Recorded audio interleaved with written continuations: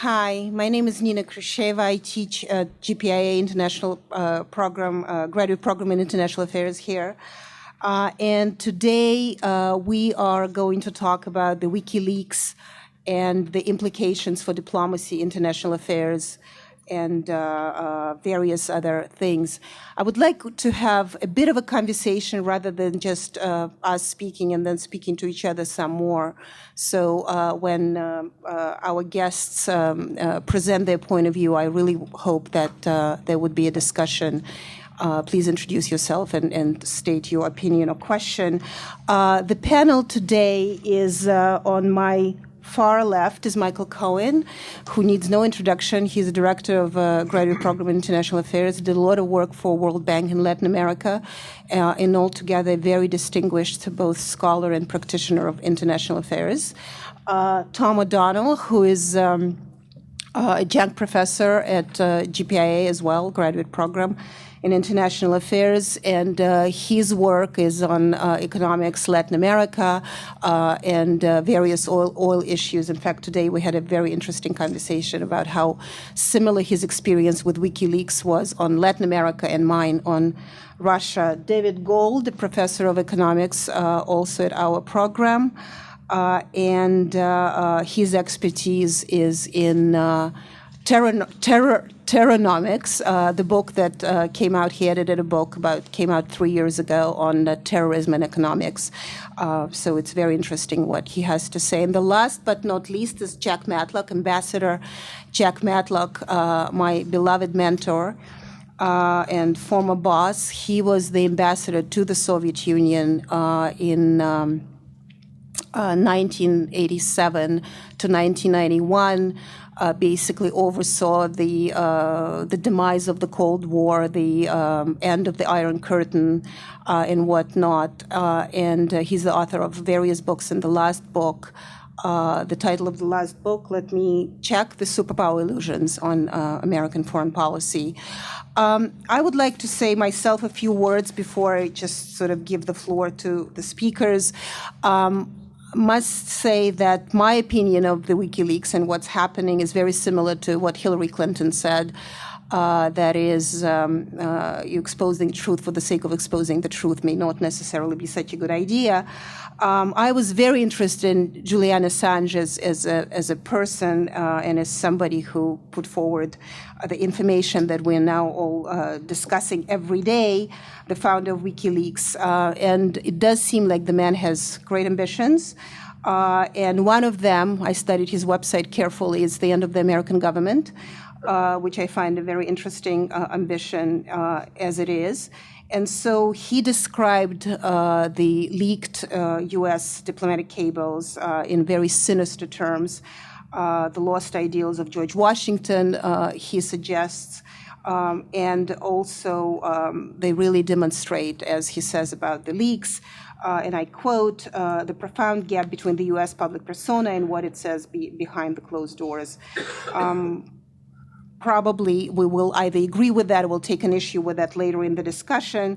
But what I find very interesting from what I read of him and about and from his supporters, that he wants to return the free speech to its Madisonian concept that he believes that has been lost. The people, not the government, as we know, possesses the absolute sovereignty, and it is a government by discussion, so to speak, which is based on public deliberations, which is supposedly what the Wikileaks brought us to the public discussion to a certain extent.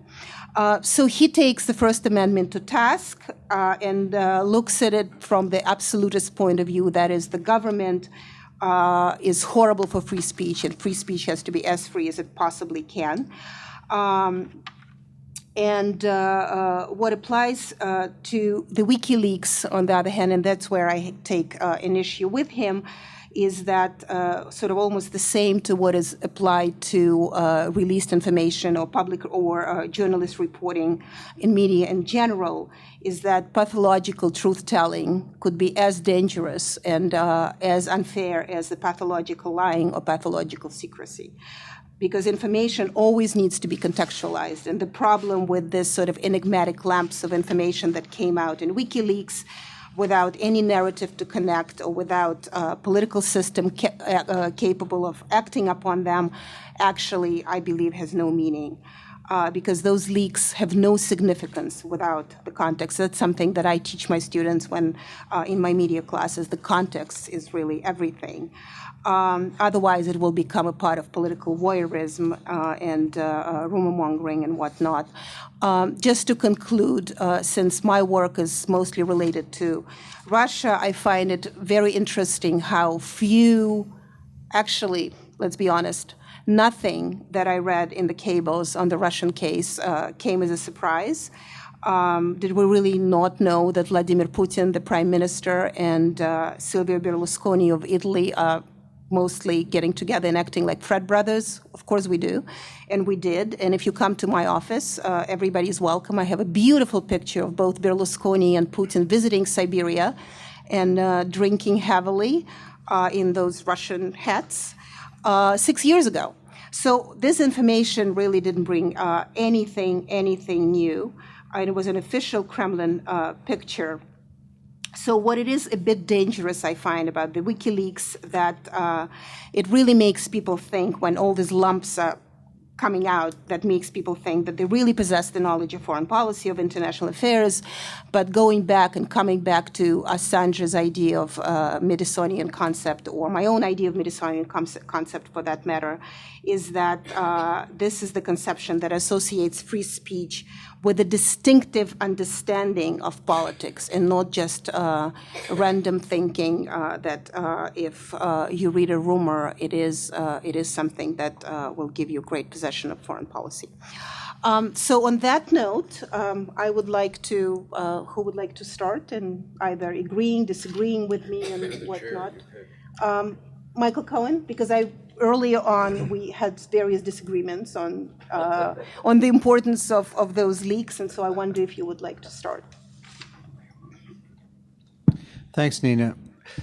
First of all, I agree with Nina about the importance of context. I think that understanding what someone is reporting about occurs in time and space, and it's absolutely relational. So that these loaded adjectives that one sees in the cables really are reflecting the context in which they're being offered. So I think that's quite important. I'd just like to take a couple of minutes to talk about one case, one cable, which interested me a lot, and that is the cable from the U.S. ambassador in Honduras reporting on the removal of President Zelaya last year by the military and the Supreme Court and the Congress on the grounds that they had the constitutional right to remove Zelaya. Zelaya had exceeded the Constitution both in affecting the elections and other things that he had done that they didn't like. We know historically what has happened. Zelaya was removed, was escorted over the border, militarily escorted over the border. And the interesting thing about the cable, which comes out from WikiLeaks, is that this was reported in these terms by the American ambassador, who says unequivocally in the cable that this was unconstitutional, that neither the military, the Supreme Court, or the Congress had the right to do that, even though they later said that they had the right to remove the president. And what's interesting to me was the fact that with such an unequivocal cable from the American ambassador to Honduras, commenting back to Washington, giving his analysis and presumably the embassy's analysis of the situation, that was not reflected in either the positions of the Secretary of State or later of the President on the question of Honduras. That is to say, it's one thing that there's a cable. It's another thing whether Washington decides to act on that information or follow what's implied in the message. And that's quite interesting because, again, in the context of Latin America, this has become kind of really the lightning rod about what was the response of the Obama administration in Latin America, with lots of high expectations that a new level of respect and engagement was going to occur in the post-Bush period with Latin American presidents. All the governments were very interested in this, and they were very disappointed in the fact that Obama was not as damning of the government change, the coup, in effect, that a constitutional coup, as it was described, in Honduras. So what's interesting to me is that on the one hand, this case, the WikiLeaks show that you can have accurate reporting from the embassy, or informed reporting from the embassy, but you can get a response from Washington which may be completely opposite to what was proposed, and that the other governments in the region respond to what Washington says, not knowing, in fact, what the ambassador said. And so, in fact, the regional response is kind of you could make the case they only can respond to what Washington says, because Washington is Washington's in charge, but the fact that there was not a nuanced understanding of this, I thought was quite important. The other part of it is then to ask the question: so what are the forces, the domestic forces at play, which influence the response to information from the field? And they turned out to be quite powerful. In the Honduras case, apparently there was an active set of congressional lobbies and interests who basically wanted to support the removal of Zelaya. So my reading of this as a case, and if I had to write this up as a case for our students, so there's something about accountability, about communication, about context, and about wider implications. And I think from that point of view, the WikiLeaks are actually quite useful in demonstrating the complexity of some of these processes. What anybody does with it, in terms of if you're a Latin American government or you're an observer of Latin America, it's not so clear what you do with this analysis and the discovery that the ambassador disagreed with his Secretary of State over what to do on Honduras. But I think it's quite informative, and I think it's useful in terms of public knowledge of the truth in a particular case. So I just want to put that on as an example into the conversation. Thank you. Thank you. And actually, if Ambassador Matlock could comment on this, because you were, after all, an ambassador, and at the time when sort of the Soviet Union was falling apart, and I wonder if your cables could ever leak at the time, and sort of what would be the outcomes of that? I think you make a very good point that, speaking to the previous one, that it is necessary to teach students about the process of American foreign policy. I don't think we should train them to be shocked that the president makes foreign policy, not ambassadors. Ambassadors work for the president. They represent the government. And if you have a system that is working properly, the embassies will be reporting things as they see it, making whatever recommendations they think are there. But the Secretary of State and the President ultimately have to decide what we do about it. Now, I would suggest, however, that particular lesson can be taught by any number of cases from the past with declassified material.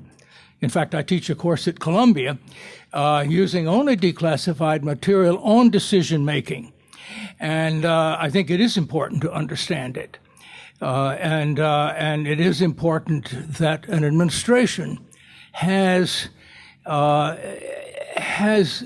the best advice that people can give from its various embassies. But in the final analysis, the final decision made is a political decision. And particularly in the United States, domestic politics are often going to take precedence over even the most forceful analysis. And that's regardless of what president you have. But to get to Dr. Khrushcheva's question, we would have had real problems if some of my cables had leaked immediately. I would have to ask her, since we have the drafting officer here, our former political counselor, Ray Smith, that in July 1990, this is 18 months before the Soviet Union collapsed, he drafted a cable, which I signed, and the title was it Looking Over the Abyss, I believe, or Facing the Abyss, the Need for Contingency Plans for the Breakup of the Soviet Union. Now, this was at a time where I think most people, particularly outside the Soviet Union, thought that the very idea that the Soviet Union might break up was inconceivable. There was still a debate as to whether Gorbachev was for real, whether his reforms were at all meaningful. Now, I'll have to ask Nina, what if that had leaked? Don't you think there was a real danger that there would be an increased effort to remove Gorbachev? And it would have been used as evidence. Number one, that that's what we wanted to happen, which was not true.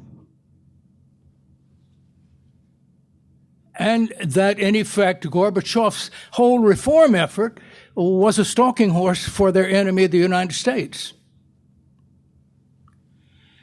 It could have had disastrous consequences.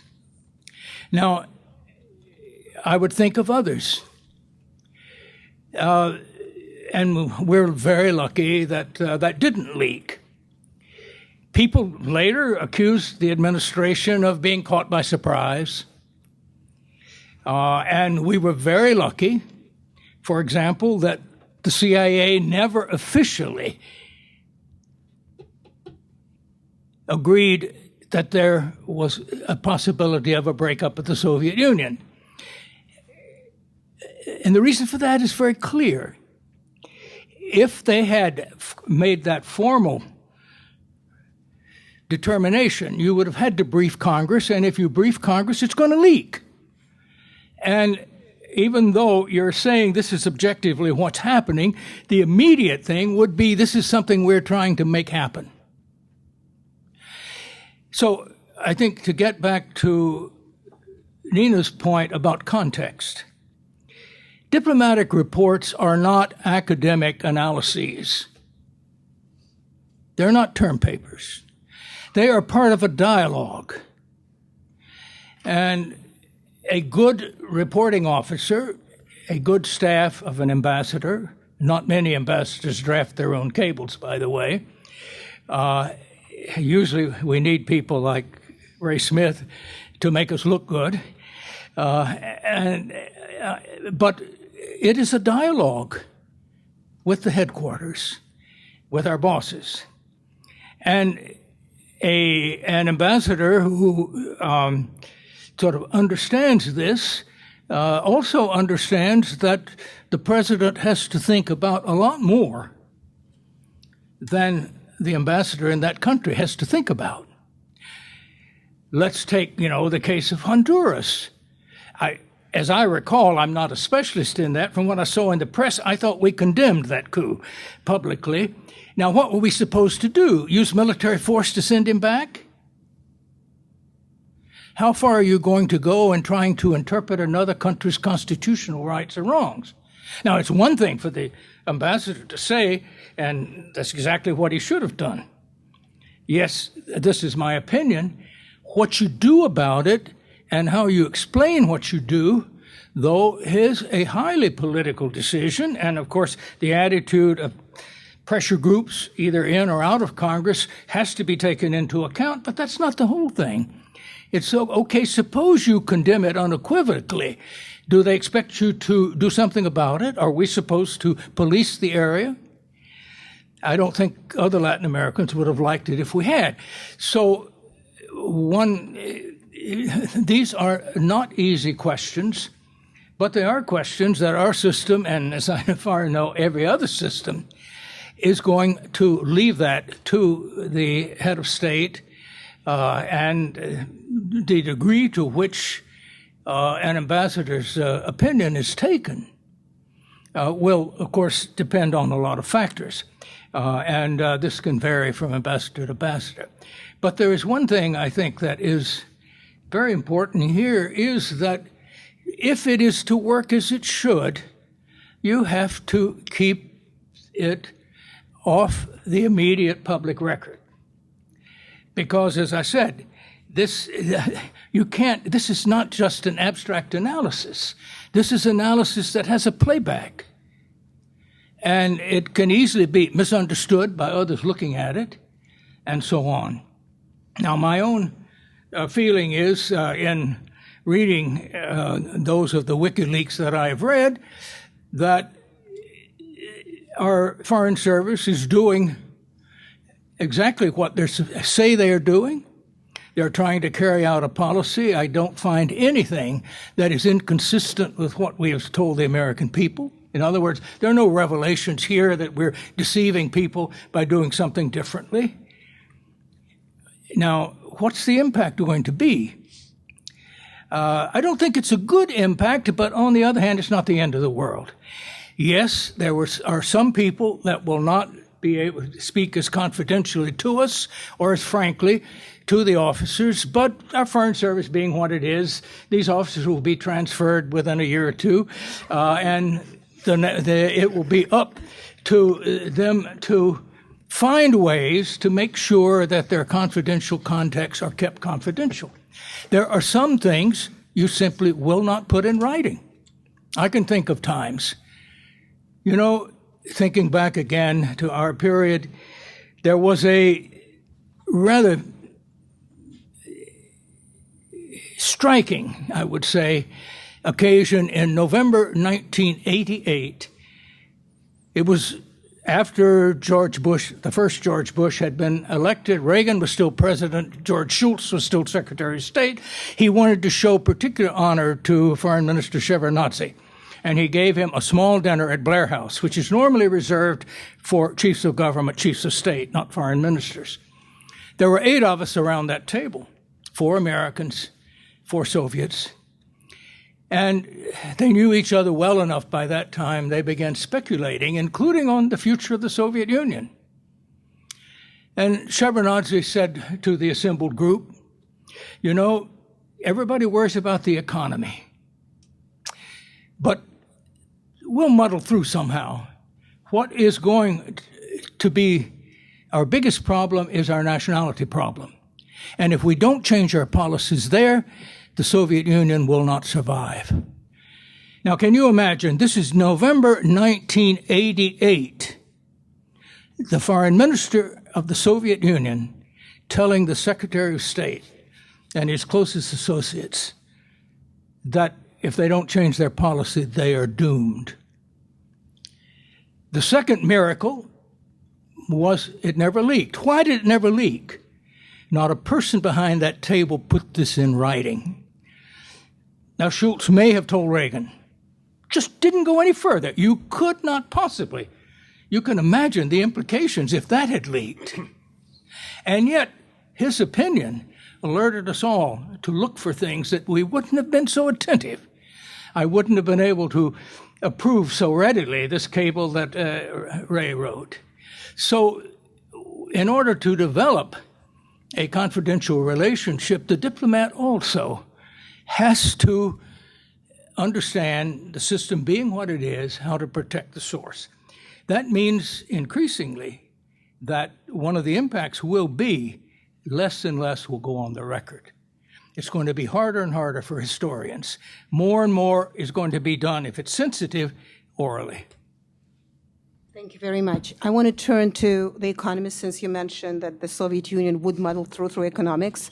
So I'm actually curious about the economic implications of the Wikileaks. Do they have any, or is it just all political? I don't know which one of you want to take it.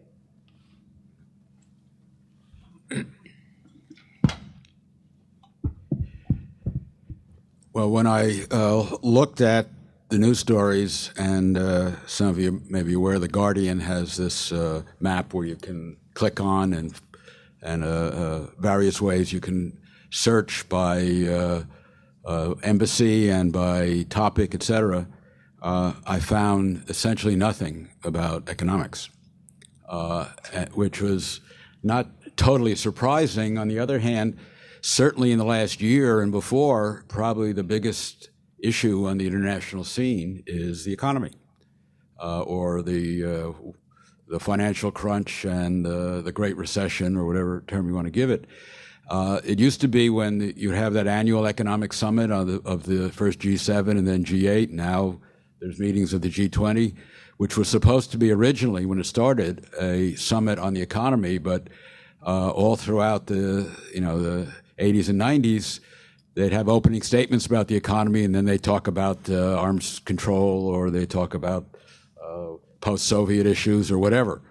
Now they only talk about the economy, but not a single thing here. I found one thing about the financial crisis. And what it illustrates about these, I think, is not that there weren't cables, but that what we're looking at is hardly a random sample. It was selected initially by somebody who is out of touch, to put it bluntly. He's in prison. I don't think he's giving too many interviews. And then it was selected by Julian Assange and whoever is working with him. So there's two levels of shaping it. So what we're getting is somebody else's view of what they think is important. Now, Nina asked whether I thought this would have any implications for the world economy. I see very few. As Ambassador Matlock already said, I've seen almost nothing that I didn't know about before. I mean, obviously I don't know every detail, but the big story in the Times about how Saudi Arabia is putting roadblocks in front of U.S. efforts to limit funding of terrorist groups. Well, anyone who follows the issue knows that. Or the other one about Syria giving rockets to Hezbollah. Well, yeah. I mean, where do people think they got the rockets from? I mean, if this is the level of disclosure, so I think what these are about is really more of revealing that there are personalities involved and that there's frank talk involved. And anyone who didn't think that was the case must live in another universe, because, think about when we get together in our own little groups where no one else is there, and we talk frankly about our colleagues, our students, our deans.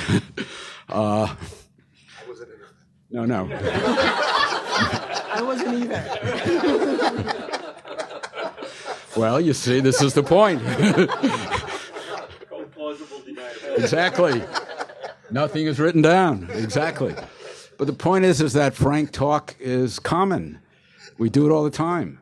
And why we should be surprised that cables from, say, the ambassador to the Secretary of State doesn't include frank talk. I mean, why is anyone surprised at it? Or surprised that heads of state have personality characteristics?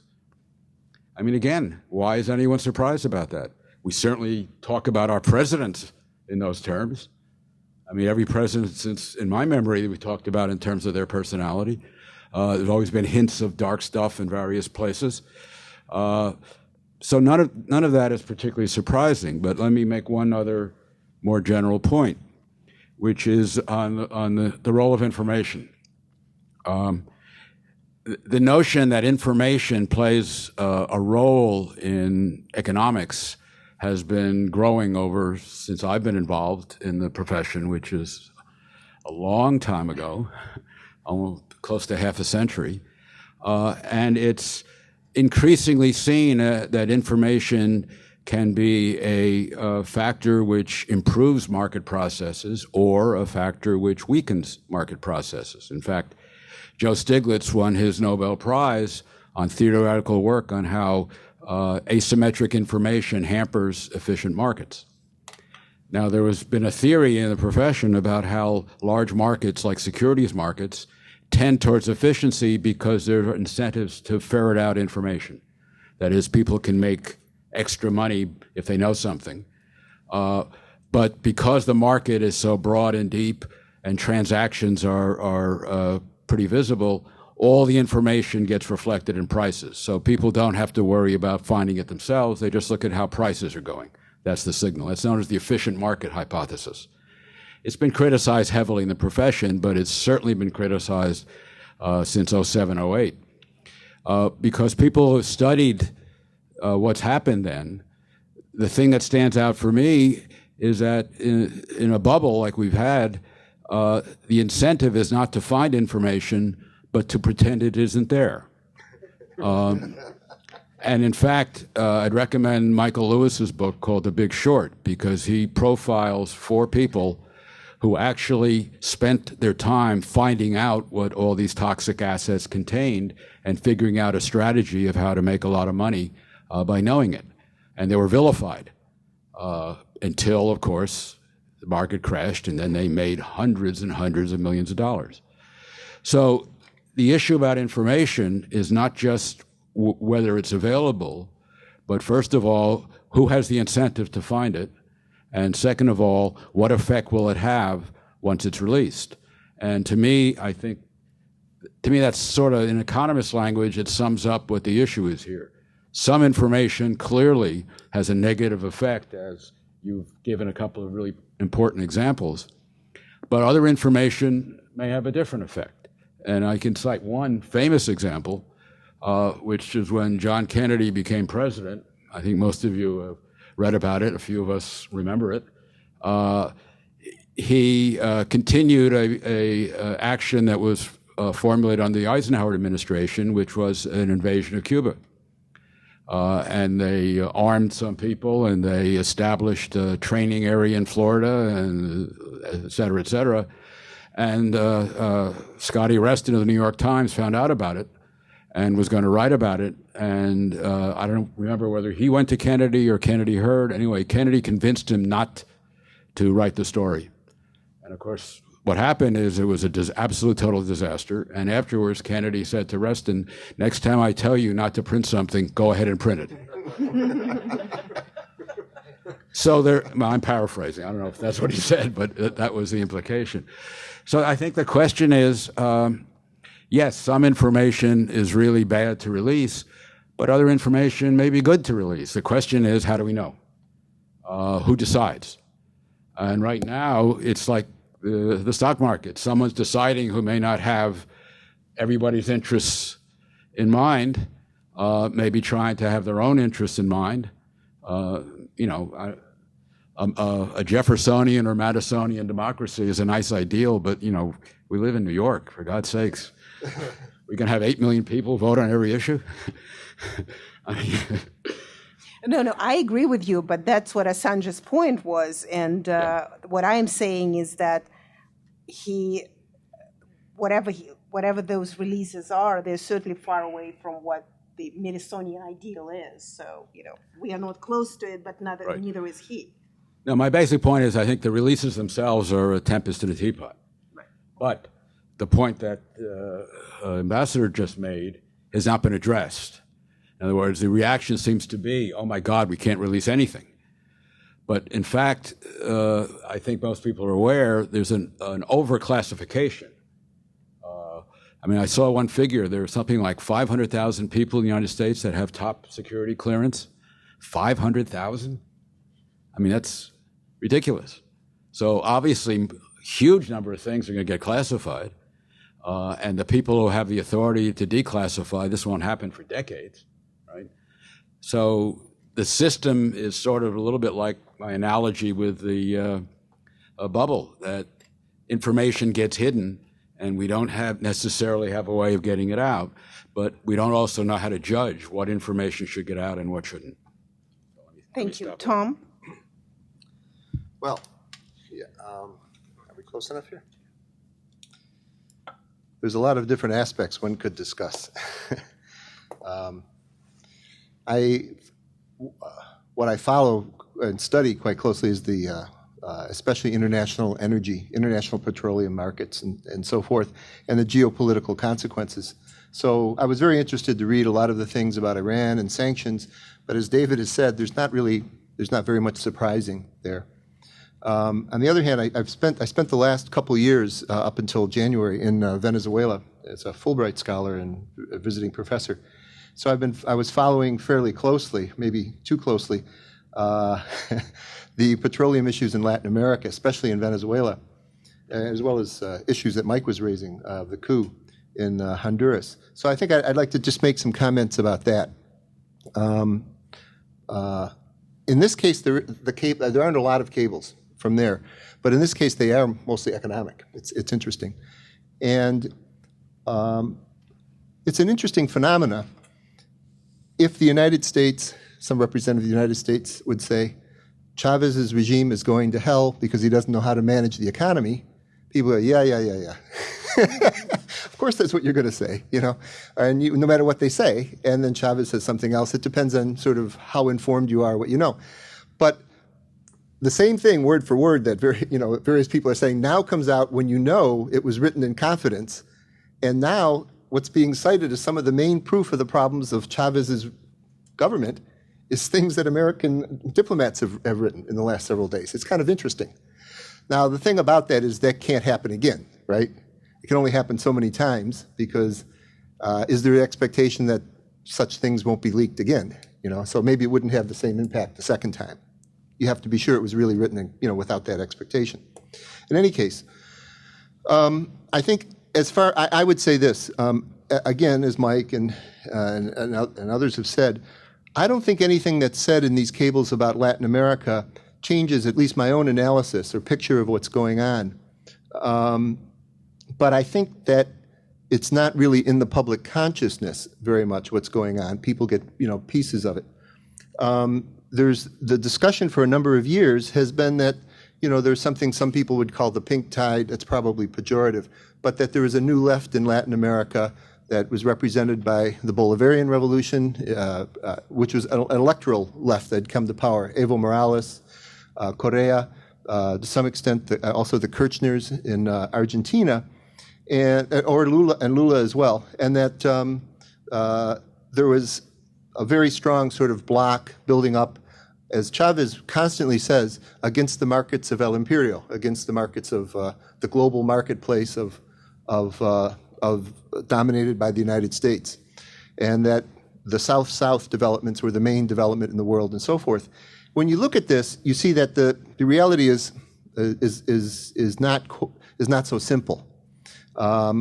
In the Venezuelan case, as many of us have worried, or as my research showed, I was quite struck by really the disaster that's the economy in Venezuela.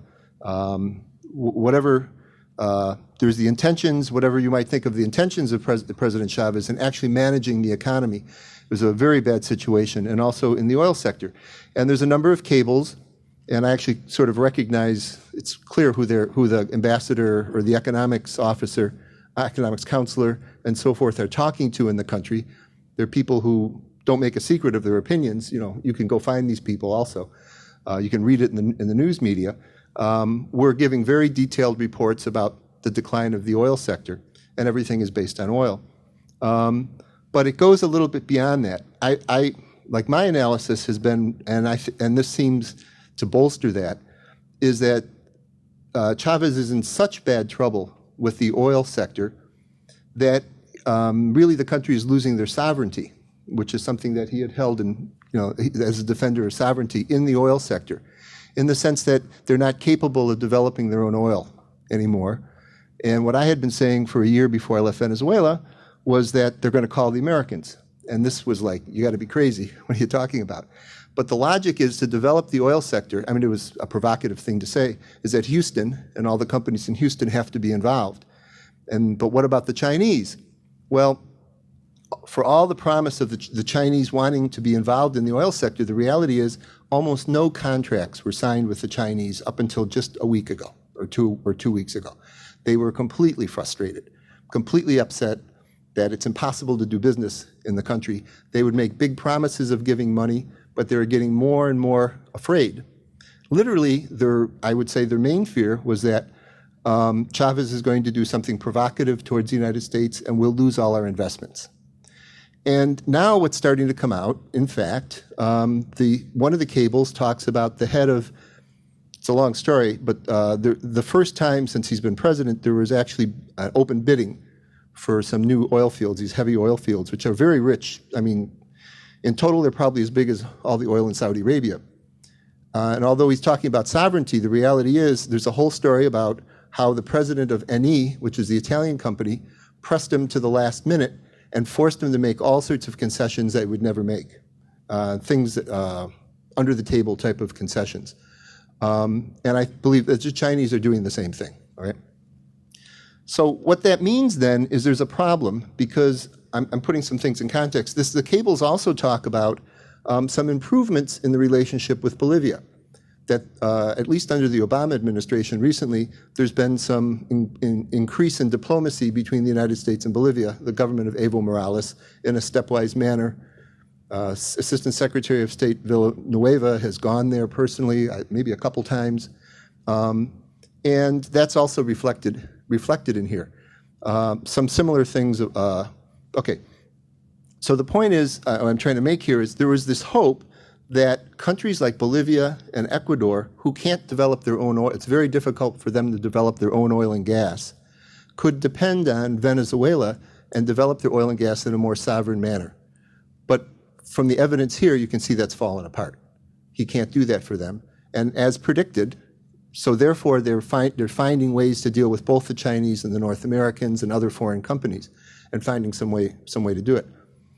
So there's been basically a divide in the it seems to me, a divide in the attitude towards these leaks, whereas on the one hand, Cuba, Venezuela, and to some extent Bolivia were denouncing, I could read you quotes, but it's not necessary, were denouncing these leaks as showing the imperial interference of the United States in Latin America and so forth. And there was just a week ago a meeting of the Ibero-American leaders in South America that was chaired by Cristina Kirchner, because it was held in Argentina. And Chavez demanded that he would not come to the conference unless Kirchner ahead of time agreed to denounce the cables.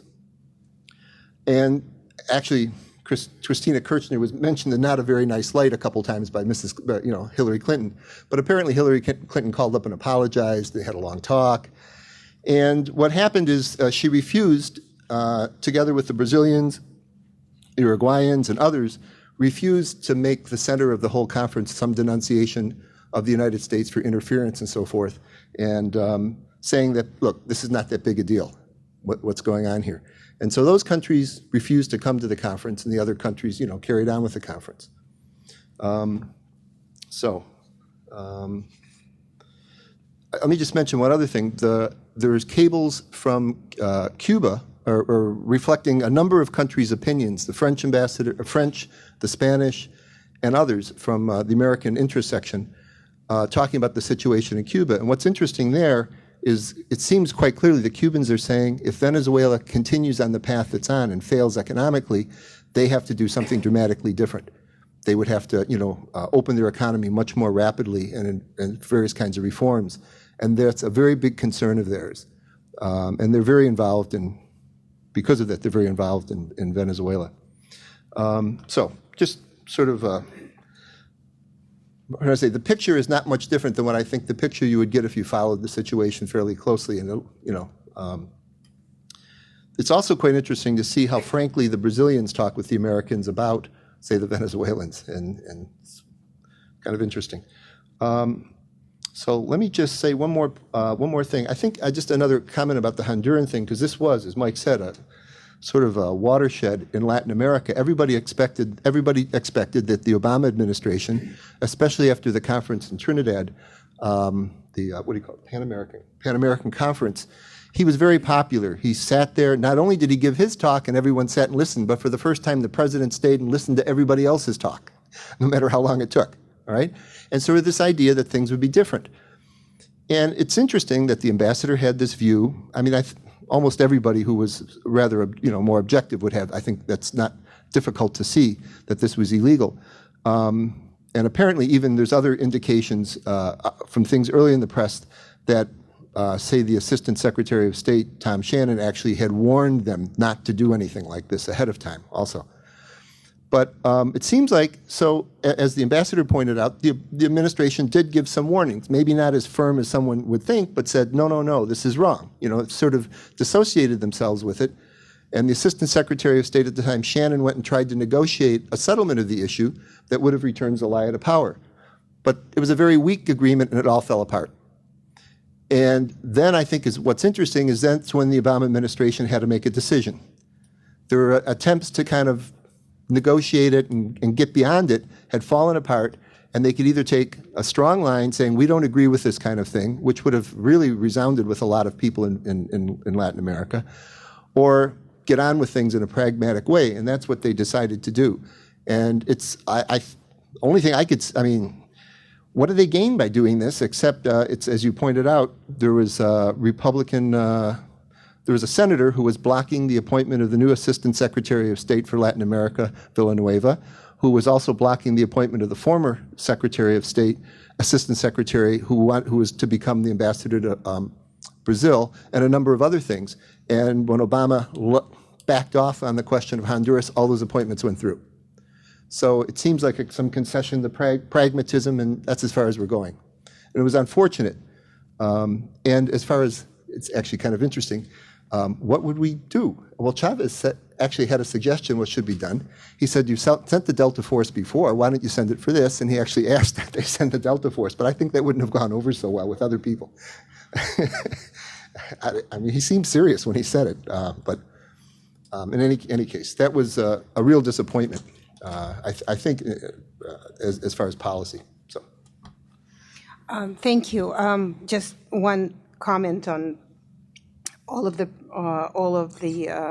opinions is that it's also very interesting how certain governments deal with the WikiLeaks information. I mean, some countries discuss it, some countries embrace it, some countries deal with it, and there are countries like Russia or China that deny every single word that was said. Especially, I find it very interesting how a sovereign democracy, Russia, says, oh, none of it. I mean, the American diplomats are completely divorced from reality. They don't know what's going on. So that's a great indication, and this is a very useful litmus test for what those countries are, the WikiLeaks. I wanted to ask one question to all the panelists, if I may, and I think Ambassador Matlock a bit answered that. What are the implications of this? What is the future for diplomacy and international affairs? Since I was also part of this panel, I think it's just going to be more secretive, more people, less would be put in writing, but I think it would be probably business as usual, since it wasn't, from my point of view, such a bad business. But I do wonder, and I would like if you could all give very brief responses to that, and then we'll open it to the floor. Thank you. So why don't you start?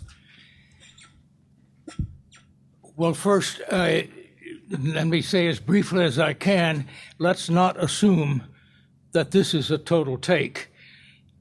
These are cables that were sent to the Defense Department to keep them informed of things. Presumably, that's why there's very little on the financial thing. The Defense Department is not, and cables have subject tags.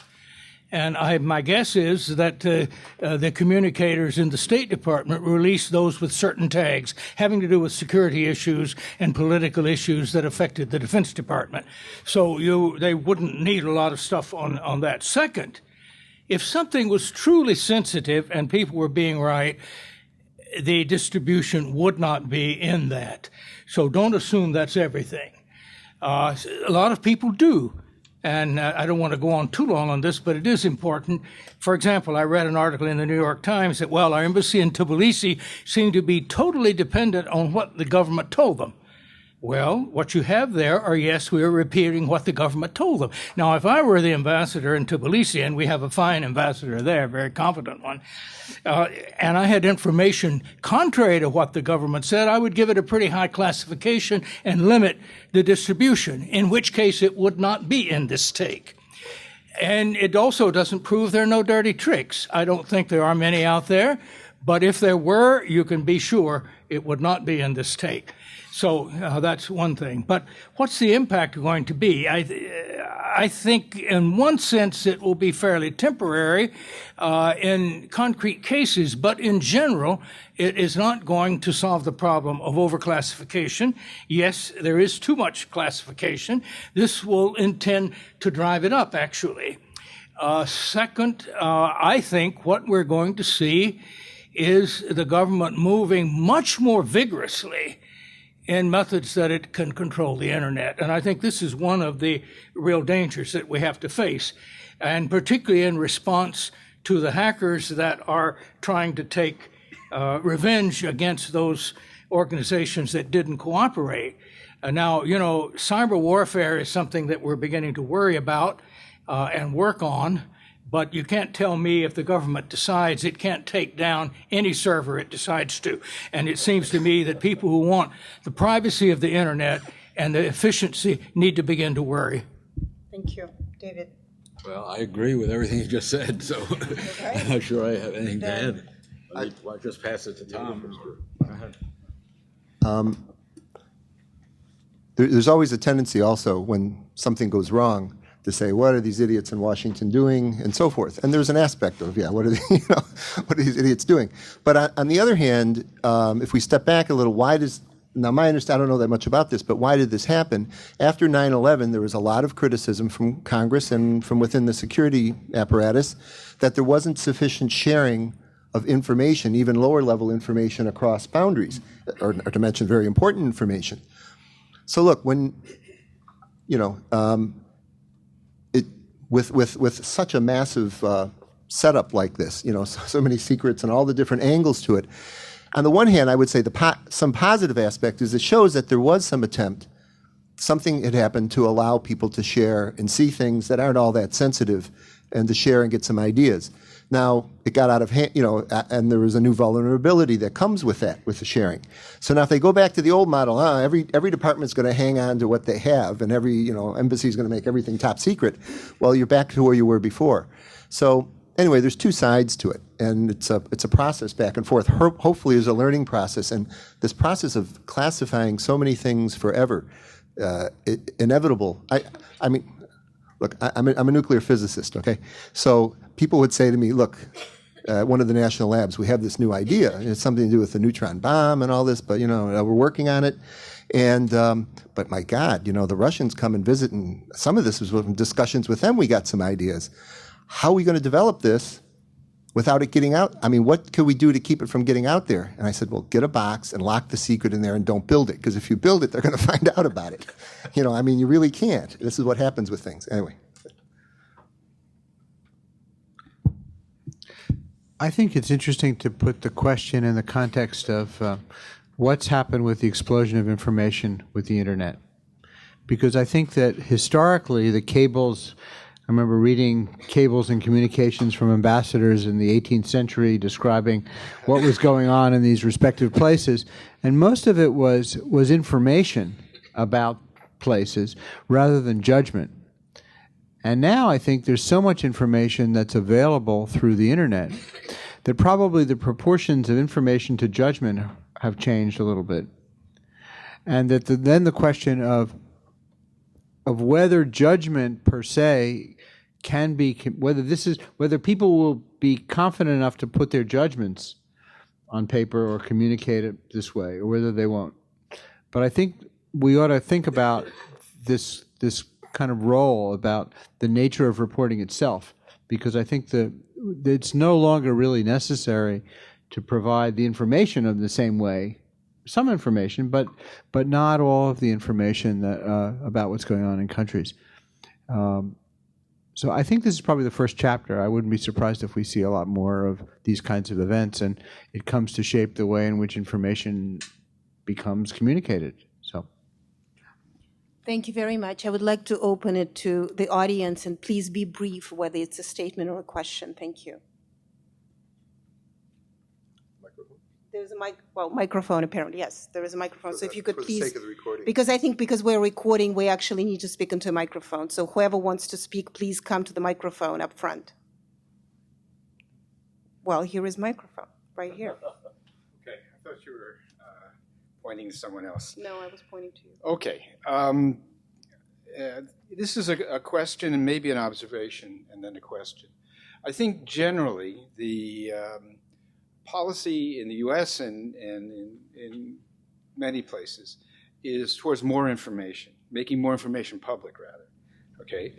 And I think the problem with WikiLeaks is not that diplomacy is behind closed doors. And I think if this were 1950 or even during World War II, there'd be no question that you have to keep, diplomatic information confidential. There'd be a question of how long you keep it confidential. So you have a Freedom of Information Act, and you have, regular time for making things public. Okay, I think what's happened and what WikiLeaks is responding to is the policies that have been followed. First by the Bush administration, especially by the Bush administration, and the clear lying. Why did we go to war in Iraq? Weapons of mass destruction. What weapons of mass destruction? We made them up. So I think that the issue is the policy and probably the concern that the Obama administration continues too much of what was standard practice before. So what do you think of that? In other words, is this not at all about policy, about information, but rather about the policy? In fact, just very briefly, I completely agree with you. I think that part of this information explosion, of course, it's technology, but it's also psychology. And because the Bush administration was so busy covering up for everything, and the newspapers, as you remember, after September 11th, was so sheepish in reporting the truth. And remember, the New York Times had this section, The Nation Challenged, and they sort of slept for 2 years challenging the nation.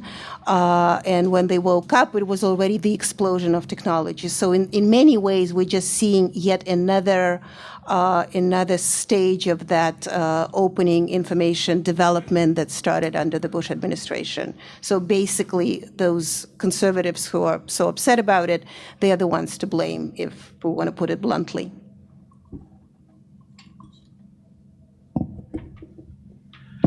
I think that's a plausible explanation, but as I said before, the people involved aren't talking, and particularly nobody that I know of has had any information from the private who downloaded all this and sent it to Assange. So I don't know whether we have even the slightest clue as to what the motives were, whether they were that, as you're saying, or whether there was something more personal or whatever. So, yeah, that's a plausible explanation, but there might be some others. That's all I'm saying. And if there are other questions, here is the microphone.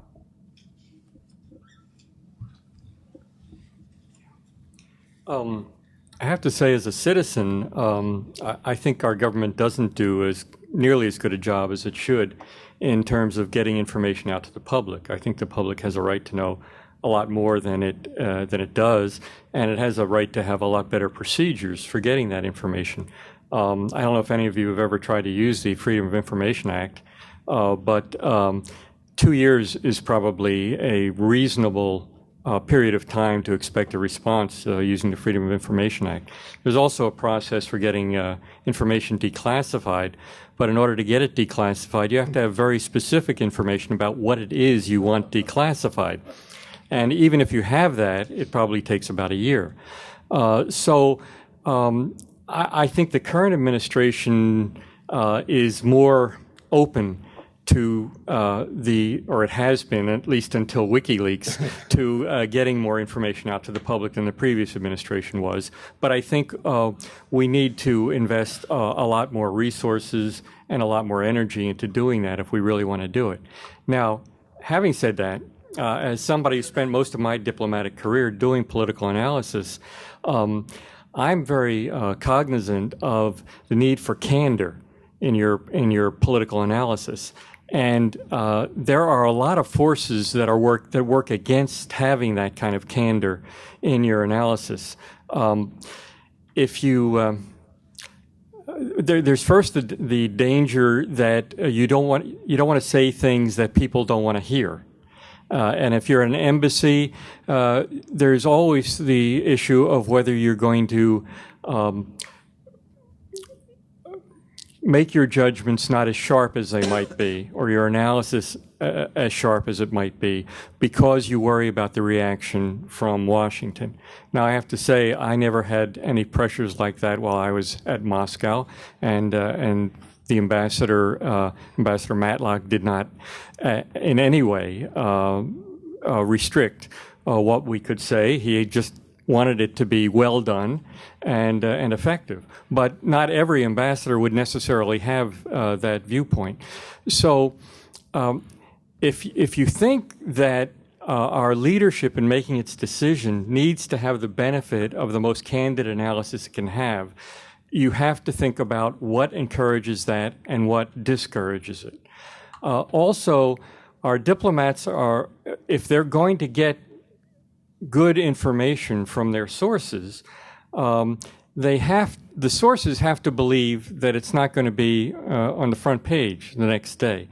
Otherwise, all you're going to get is sound bites.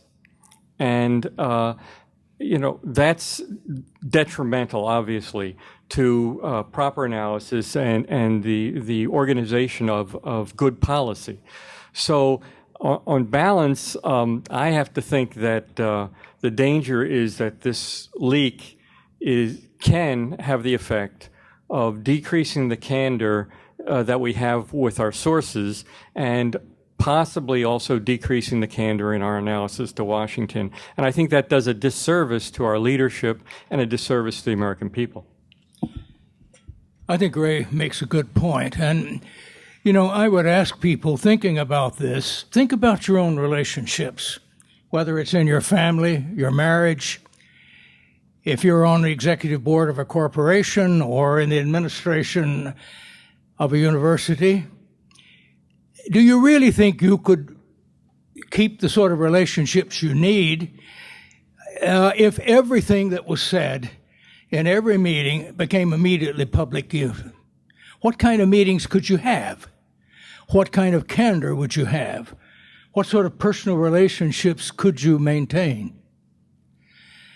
And if we have a right to privacy, and I think we do, doesn't the government? Now, it's one thing if the government is systematically, a democratic government is systematically pretending to do something other than what it is actually doing. The Pentagon Papers, I think, was a good case that this was something that needed to be published at the time it was. It did not, this was a study, after all, and it did not identify sources. It didn't get into the confidentiality, but it did demonstrate by the government's own analysis the situation in Vietnam was what it was saying publicly. The public has a right to know that. However, I don't think the public has a right to know that a given official told an American diplomat this or that, or used this or particular language, or that our ambassador used this particular language in describing the chief of state that he or she has to deal with. I think that can be extraordinarily destructive, and I think we have to make a distinction there.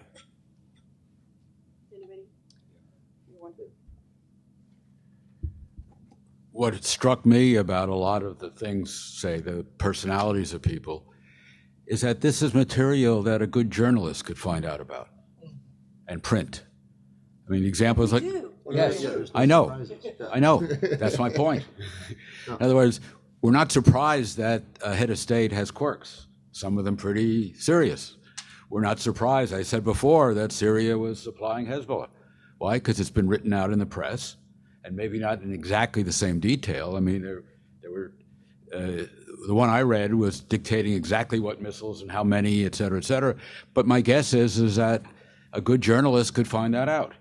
Someone who has sources, or maybe not an American, the people in Hezbollah might not tell an American, but they might tell somebody else, a European or somebody else. So part of it, I think part of the reason that people are all excited about it is our journalists aren't doing their job, at least not to that extent. They're not ferreting out this information. What's unclear to me is whether the excitement about it is because of the information or because people are thinking they're getting something that they shouldn't. Reality is they should, as you say, but there are other ways of getting it. Can I just say something in defense of my journalists?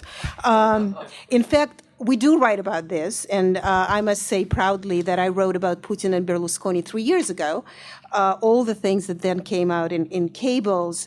What I think is the excitement about, not so much because the journalists are not doing their job, but the journalists are in fact very there is an ethics of releasing your information, and there is a way of protecting sources, and it is still very, very important in that profession. And what I find interesting is that because these are raw, so to speak, cables, it seems like we're reading somebody's diary. It's a journal, things that we know already, but that's why I call it political voyeurism. It's nothing more than that. I think the excitement of the forbidden fruit is more than the information that is being released. I think there's another kind of interesting phenomena is if you want to know, for example, what was the war in Iraq about? Why is the United States engaged with Iran? Is it just because they have nuclear weapons? Well, the engagement, actually, Mr. Ahmadinejad pointed out recently, you didn't seem to like us even before we started to get nuclear weapons. We had disagreements before. Or, you know, what is the nature of U.S. strategic interest vis-a-vis Venezuela? You don't get it from these cables, right? There are day-by-day events taking place. They inform you about something, but it's not really the big question, right? I recently wrote a book review on it was a book on the geopolitics of the Persian Gulf by Professor Gauss, and it was interesting. I mean, it was an excellent book, but he's testing. At one point, he tests the theory as to whether certain wars were about oil in the Middle East. And he has quite a stack of things that were declassified and discussions in the White House, in the National Security Council about this, and all sorts of details about, just like this, right, about what Saddam Hussein is up to, what the mullahs in Iran are up to, and so forth, or the king. And he says, well, the word oil never comes up. So it's not, I can't see how it's about oil. And my critique of this was like, it's sort of, I don't find it surprising that when you're engaged in the day-to-day politics, that you're engaged with with the trees, and you might not be talking about the forest, right? Why is it that, for example, there's such a concentration on a country like Iraq or Iran, and not on some other country? We could name a lot of countries. Each one of those countries does have more oil than any continent by itself. That's interesting, but that's not going to be very often in this kind of a discussion, right? At a certain level in a document, it might be. So as far as what have you learned, you can it's sort of like, you can become groupies about details and really not know anything in a certain way, at a certain level as to what is the reason for the policy, why are we engaged in a war in a certain country, is it right or wrong, isn't necessarily revealed. Even if an army can commit an atrocity in a war, that might be a just war. That doesn't mean the war is not a just war. It's an event that took place. It should be exposed. But I think there's this problem of not stepping back when there's this kind of stuff and discussing the bigger issues sometimes. Michael, do you have something? No. Sometime after the First World War, I think it was called the Black Room, was disbanded, and it was America's code-breaking apparatus. And it was disbanded in large measure because the person who headed it said, "Gentlemen, do not read one another's mail." We now read one another's mail in a profound way. So everybody is trying to find out what everybody else is saying, and everybody knows that. Consequently, we develop a series of codes, I don't mean in the technical sense, for the ways in which we write letters about colleagues for new jobs, the way we write in terms of who said what to whom. I worry about source stuff, but journalists are always worrying about the source stuff and seem to be able to dig stuff out. So my question is really not so much about how diplomats and the diplomatic community responds to this, but rather its effect on American politics more generally. Is this just something that's going to drop like a lead balloon? Is this something that we are worrying about among ourselves because it in fact seems to represent not new information, but merely the information that's already available? And I don't know, you all read this with such great care, and understand the subtleties of it. But does this have an effect on American politics? Does this have effect on politics more broadly? Does the public care at all? Because most of the time, people actually tell their friends what they told their wife anyway, to pick up on what happens in one's home. So I'm really curious about your sense of the political implications of this, not at the level of the cognoscenti, but at the level of people like me. Michael, you want to take it first? I think that let me advance a hypothesis about this, that part of the reason this is getting the attention that it has got is precisely the circumstances around Iraq and Afghanistan, and the basic distrust at this point of the population, of the U.S. population, the world population, about what's the rationale, what's the objective. I heard one of our students the other day in an elevator say, "How did 2011 become 2014 in Afghanistan? What happened? Did I miss something? Was there a public statement made about this?" Right? And I think that kind of reflects the notion that we don't really know what's going on here. Or, I mean, my own hypothesis, for what it's worth, and not very much, is that there's some rarely articulated, publicly articulated hypothesis that we have to be in Afghanistan because we're worried about nuclear weapons in Pakistan. Okay. But that is rarely said by the president in a public way and explained as some sort of overall issue here.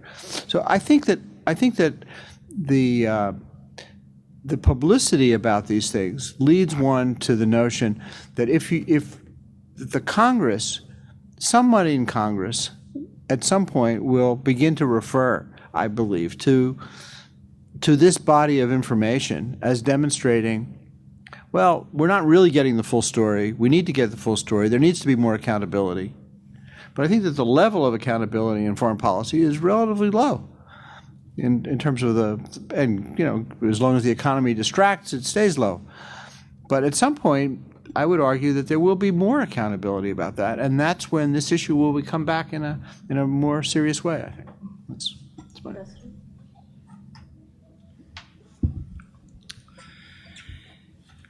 I think one of the more distressing things for me about American politics now is that these issues seem to play very little role.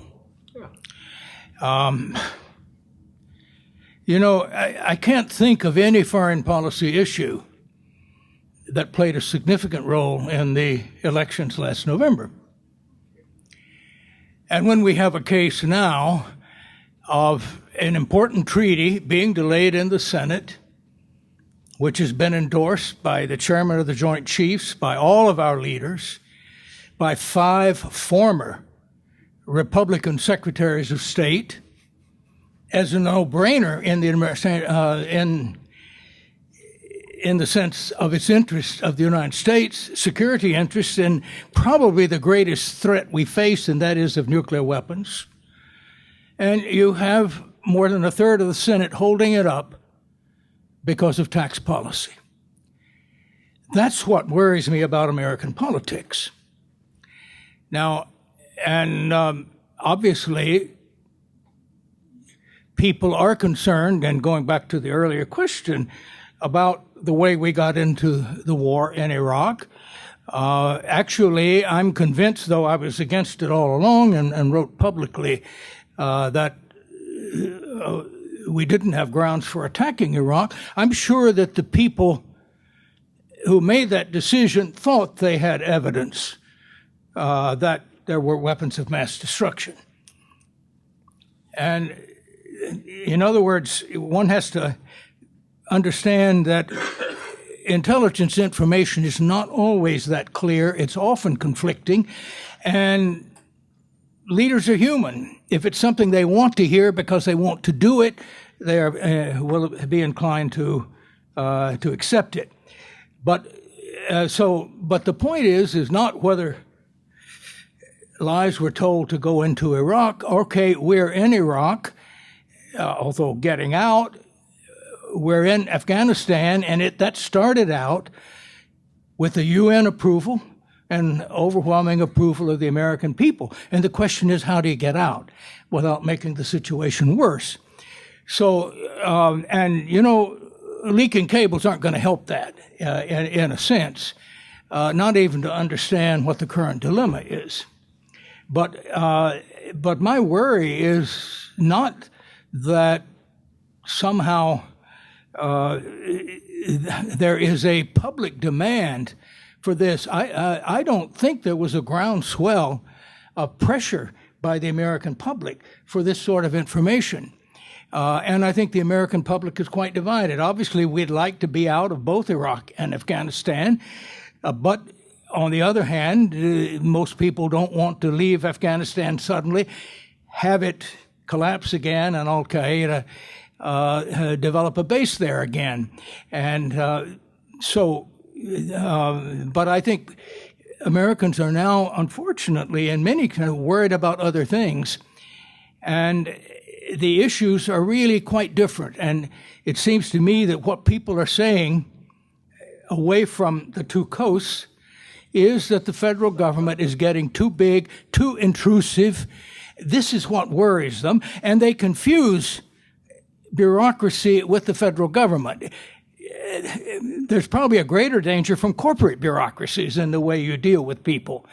And yet this all sort of comes out in a generalized anti-government that you see in the Tea Party types. And, you know, policy-wise, they come from all sorts of directions. You can have Ron Paul and his son talking about cutting the defense budget and reducing our presence abroad. And I think that's good. I think we should be doing that, and I hope that the administration can make common cause on that. But my point is that we really have a problem, that Americans are so inward-looking now, they are not paying attention to these foreign affairs things. So that worries me more than how we may react, though I think that the negative impact on our diplomacy, there's another thing here, too, and when it's used politically. It seems to me that one of the main things we should have learned from the way we ended the Cold War is you talk to everybody, you negotiate with everybody, you got to be patient, and you got to make some effort to understand where they're coming from. Now, Obama announced that that was his policy, but now you have people saying, hey, you know, we were going to have a dialogue with Iran, and look, it hasn't helped at all. It's failed. Come on. We're talking about years of a given posture, and we're also talking about you got to be patient and wait for windows of opportunity. So I do think that concentrating too much on the particulars at the time when this is going to be used publicly actually as ammunition to push us in the wrong direction, that's another of the dangers. Thank you. Anybody else? Any questions? Hi, my name is Thomas Werner. I'm at Parsons, actually, and my interest is in Russia, so it's wonderful to have you here. My first thought is from that perspective, is if we have Mr. Ashwaite arrested and Wikileaks shut down, they're going to use that to perpetuate the idea that we don't support democracy or free speech in certain forms. And I think there are ways that this issue is functioning inside of other countries, particularly Russia, from my perspective. And I also think that the fact that these documents were leaked on top of the economic crisis and other things that have happened allow the idea to be perpetuated that there's some sort of, despite our functional and structural superiority in a lot of ways, the idea that we're in disarray and kind of a fading superpower, a fading country. And I do think that those are things that'll affect the United States politically and certainly be spun inside of Russia. The people will buy into it if nobody else does, allowing certain things to happen there. So my question specifically for Russia, and I guess the panel in general, is how do you see this playing in other spaces, not just here in the States or in terms of, things being leaked and what do we think, but really I think how do other people use this to change the perception of who we are and what we're able to do or not do? Well, let me just be very brief on Russia. In fact, something that I pointed out early is that it is interesting to see how other countries use this information. And the Russians use this information in a very predictable, unfortunately very predictable way, which is we told you so, empires collapse, this was a fake superpower, and look at them, they're so suffering, and their foreign policies in disarray. What I find really interesting is that there's very little debate on how Russia came out in those leaks. It's almost very anti-American, but nothing else.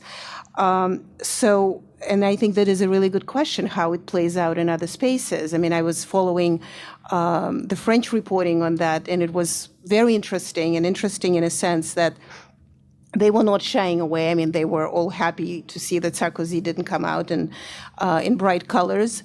However, it was also that sort of, well, of course, the United States is not such a great, I mean, it's an our ally, but it's not such a great empire. So the publications in Le Monde also had this kind of a slight heading that, oh, look what the Americans are. So it was interesting to see how, for very different reasons, both the Russians and the French looked at it as a kind of debunking of the American myth in so many sort of different ways. So it is an interesting question, but whether it's the end of empire, I don't know. I think it's just I think it's sort of yet another stage of declassifying information, which came out of after 2001 and continues to be so. Do you think it changes how other countries will manage their information, or will they want to cooperate with us to help ensure that their information? I think it does. I mean, I that's what I said. I really think it does. I think it was just, I mean, for the countries like Russia, they wouldn't be putting things in writing. They would be more secretive. But the reason what I found so interesting about the Russian cables is that the information that I read is basically the information that I supplied. When I go to Moscow and I talk to diplomats, I recognize things that I've been saying or other analysts have been saying, or we write articles and then being read by the diplomats. And so in a sense, it's an interesting cross-pollination, but it's a third-rate, or it's not a third-rate, but sort of third-tier information in a sense. And that's why I'm not a fan, just because, we knew it all and journalists already said it all. But do other countries have an investment in keeping this kind of thing at a minimum? I don't know. I mean, do other countries have, I don't know, what about Latin America? Let me just, one little example here. I was talking with a Chilean diplomat the night before last who said he'd just come back from Argentina with this summit meeting that Tom referred to. And the polls had gone way up. Christina Kirchner's ratings had gone way up in the polls, partly. It's a sympathy thing after the death of her husband. But other people are saying, well, it's because she was criticized in the Wikileaks. And if the Americans are saying something bad about her, she must be good. Right? So there's sort of this interpretation. And you can imagine there are a lot of twists like that in a lot of places. So I think this gives us insights on how we're being perceived from afar. I mean, on the Latin American aspect, I think this has some effect in the sense that it's nothing new that these are the trends that the Brazilians are upset about. I mean, that it was clear. I mean, you can see wisecrack Lula would make or others would make. But, there's official policies towards, say, Venezuela, or official policy towards the Americans vis-a-vis the Bolivians by Argentina. So, but everybody knows there's something else there's other things going on, but now it's all out there. And that changes things in a certain way. The fact that the Brazilian minister, Lula's, I think it's his chief of staff during his whole time, and I'm not sure if it was his foreign secretary, was the other person that the ambassador, I think it was the American ambassador was talking to, and it's all out, and they're talking about the rest of Latin America together. Well, they can't say we didn't say it. But everyone kind of knew that's what they thought. And so now it's out there. So it may accelerate or make certain things for the short term a little more frank. There's that. But David? Yeah, I mean, one of my reactions is that my guess is other countries' response is somewhat muted, because I wouldn't be surprised if they're all waiting for their shoe to drop. Yeah. Particularly, if I was in the UK foreign ministry or the Swedish foreign ministry, I mean, if they can disrupt MasterCard and Visa, there must be somebody who might be sympathetic to leaking British cables and Swedish cables, because they're the two countries that are threatening to put Assange in jail. So, and I'm sure other countries also are holding back a bit because they don't know. I mean, the thing about a leak is you don't know till it's leaked, till it's public. So there may be more, but your comment also raised in my mind another question, going back to questioning about what's going on outside the two coasts. I mean, in many respects, the part of the U.S. is a foreign country. Which part? Well, I forget who it was. It might have been you who said that we've got two coasts in Canada. Yeah, it's yours. Sorry, Nina didn't get a footnote on the cable. You said the cables were from your writings. No, I didn't say But they didn't give you a footnote, but I will be happy to recognize the source. And in many respects, I'm wondering how much of this is really, all of us, quote, elites, unquote, getting excited about stuff that most people couldn't care less about. And that fits in with the previous discussion about the impact on American politics. I haven't seen many people in Congress using it in any way. I mean, all the stuff going on now about the taxes and the failure to get to the arms control treaty and not giving more money to the victims of 9/11, the medical stuff, and don't ask, don't tell, which, all that stuff to most of us should be no-brainers, right? But this is all being held up by politics, but I haven't seen any use of this material in that context. So right now I'm wondering whether it's simply a non-issue for most people. And I expect that it will start to die away unless there's another big dump of material which has more things that are, that are politically hot. But we'll see. And so also to your point, which I thought was very excellent, now they are threatening Russia and China with more information. It would be very, very interesting to see how those countries react. Are they going to close the internet? Are they going to close the borders? I mean, what are they going to do? And I think that would probably give us more information of how other countries deal, not just with the United States embarrassment or whatever came out, but other countries as well. Do you have something to add? No, I would just add as an illustration, I have a very close friend who lives in Kansas City, and he's lived almost all of his life in the Midwest, and he said that every one of his relatives, he couldn't think of any, who got their news anywhere except Fox. And that's a good bit of the United States. And if that's all you hear, you're probably going to have a warped view of a number of things. Those on the Upper West Side feel the same way. If I could, point. What this reminds me of an issue that I thought came up in the year or so before, like say 2002, 2003, in the build-up to the Iraq War. There was a great debate in the country, right? Should this war take place? Everybody had opinion. But if you remember, there was a great preoccupation with the question of whether the rationales being given by the administration, Bush administration, were right or not. Are there weapons of mass destruction or not? Does Saddam Hussein have these connections with Al-Qaeda? Okay, now it's a legitimate discussion, but there was this whole preoccupation of this is a lie, this isn't true.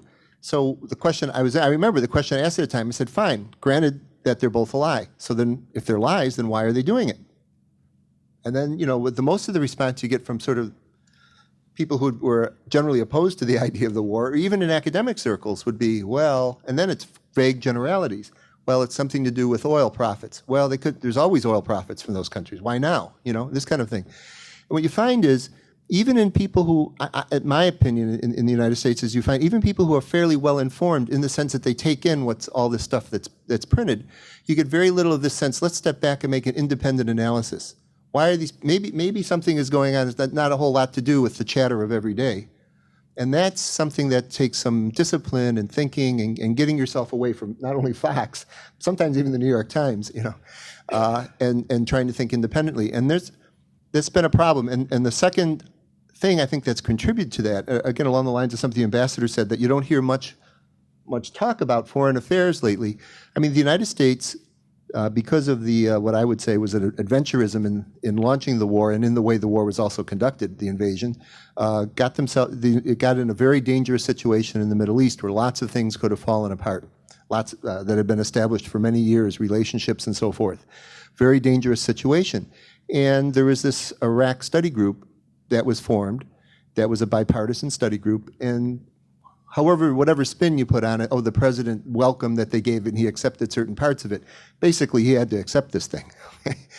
And it's interesting, I mean, Secretary Gates was one of the main, was involved in it, and he became Secretary of State. There was a bit of if it was another country, we would have said there was a purge or something, right? Certain people were kicked out. Other people came in based on this consensus document. And most of those policies were carried out, and there was, with Petraeus and so forth, a certain reversal in what was happening in the war, and turned away from this disaster that was developing. So I think there's been an unusual period in the elites, you could say, on both sides of the aisle. There was an unusual period of consensus. This was a very serious thing that was reached with the Iran study group and continued through, and Obama continued that by keeping Gates, by putting Hillary Clinton, who he didn't necessarily agree with everything in there, and the way in which he approached Afghanistan. I'm not saying it's right or wrong, the policy, I'm saying there's that. At a certain point, that's going to break down. I think a lot of the breakdown now is politically opportunistic. It's just for the sake of the same way Bill Clinton was attacked. There was another agenda. It wasn't really about who he was, who his girlfriend was or something. It was another agenda, and that's happening now. But at a certain point, that consensus will break down again, and maybe there'll be more substantive discussion. Well, thank you very much. Unless there's no more comments, I would like to thank the panelists. Thank you very much for being here on Friday afternoon, and the audience.